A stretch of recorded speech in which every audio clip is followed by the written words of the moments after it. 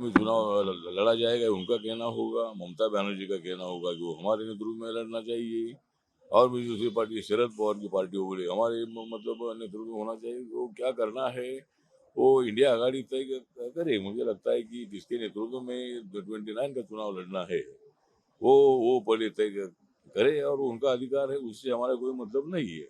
विधान परिषद में आपकी ओर से कुछ मांग है? नहीं, विधान परिषद के लिए हमने मांग नहीं किया है, क्योंकि विधान परिषद की मांग हमारी है, लेकिन ये इलेक्शन जो अभी नगर पालिका जो जिला परिषद के मेंबरों का जो चुनाव है, ये हमारे लिए थोड़ा चुनकर आना मुश्किल है, इसीलिए हमने ये सीट नहीं मांगी है। लेकिन जो गवर्नर नॉमिनी की 5 सीटें बच गई है, उसमें आरपीआई को 1 सीट मिलनी चाहिए, इसी तरह की हमारी मांग है।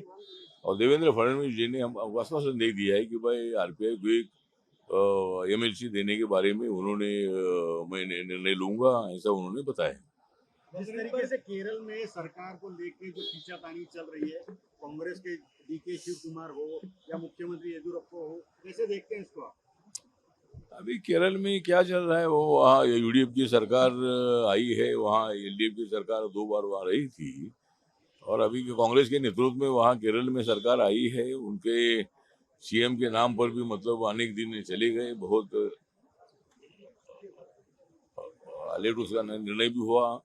तो मुझे लगता है कि ऐसा हमारे बीजेपी और एनडीए में नहीं है। एनडीए में फटाफट हमारा काम होता है, लेकिन यहाँ कांग्रेस पार्टी को सत्ता मिली है, कांग्रेस और यूडीएफ को, तो उन्होंने मतलब जनता के लिए काम करना चाहिए, वहाँ खींचतानी करने की आवश्यकता नहीं है। आपने देखा होगा कि यहाँ भी हमारी सरकारें हैं, तो एनडीए की सरकारें, बीजेपी की सरकारें हैं, वहाँ एक जगह पर भी ऐसी खींचतानी आपको नजर नहीं आएगी।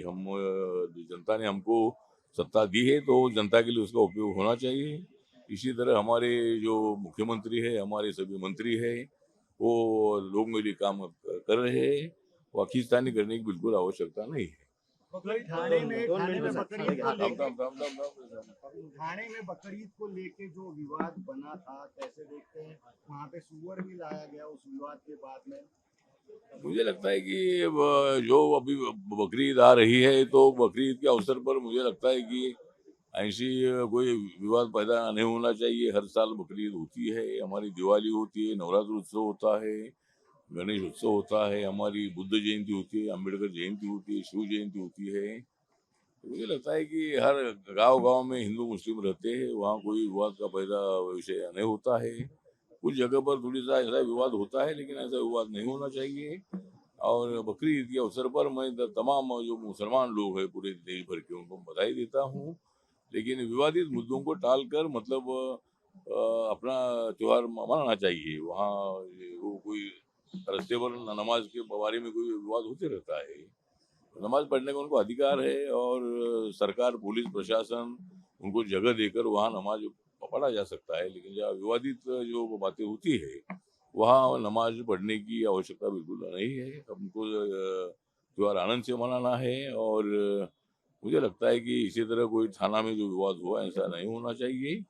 और सभी ने मतलब जिस तरह मुसलमान लोग अपने त्योहारों को पूरा सहयोग करते हैं, उसी तरह ईद के अवसर पर, बकरीद के अवसर पर हिंदू लोगों ने भी उनको सहयोग करने की आवश्यकता है।